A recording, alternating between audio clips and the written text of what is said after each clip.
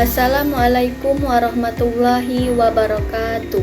Perkenalkan, saya Lutfia Putri Regina, NIM 25041070362, kelas PAI 2502K. Baiklah, video ini saya buat untuk memenuhi tugas ujian tengah semester pada mata kuliah Ushul Fiqh yang diampu oleh Ibu Ani Marlia MPD. Baik, pada kesempatan kali ini saya akan menjelaskan materi tentang konsep usul fiqh. Baiklah, usul fiqh itu terdiri dari dua kata, yaitu usul yang berarti dasar atau fondasi, dan fiqh yang berarti pemahaman yang mendalam. Jadi secara istilah, usul fiqh adalah ilmu yang mempelajari tentang kaidah dan metode untuk menggali hukum Islam dari sumber-sumbernya, seperti Al-Quran dan hadis.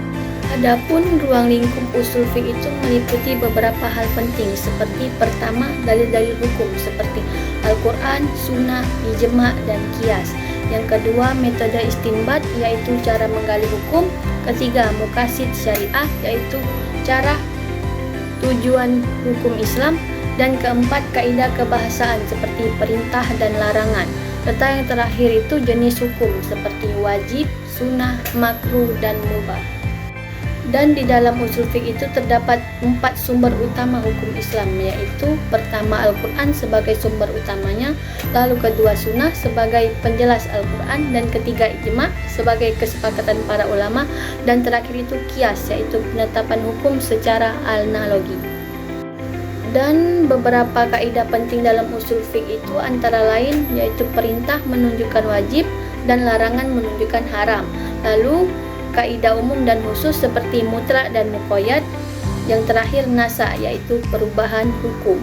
Dan yang terakhir itu adalah fungsi usul fiqh. Usul fiqh itu memiliki beberapa fungsi seperti 1. Metode dalam menetapkan hukum Islam. 2. Penghubung antara teks dan realitas kehidupan. Lalu alat untuk menjawab persoalan modern. Baik, dari beberapa materi yang telah disampaikan dapat disimpulkan bahwa usul fiqh merupakan fondasi utama dalam memahami dan menetapkan hukum Islam secara sistematis dan benar. Demikian yang dapat saya sampaikan. Saya mengucapkan terima kasih kepada Ibu Ani Marlia MPD selaku dosen pengampu mata kuliah usul fiqh.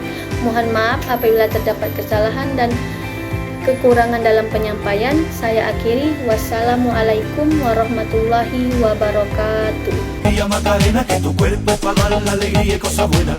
Dale a tu cuerpo alegría, Macarena.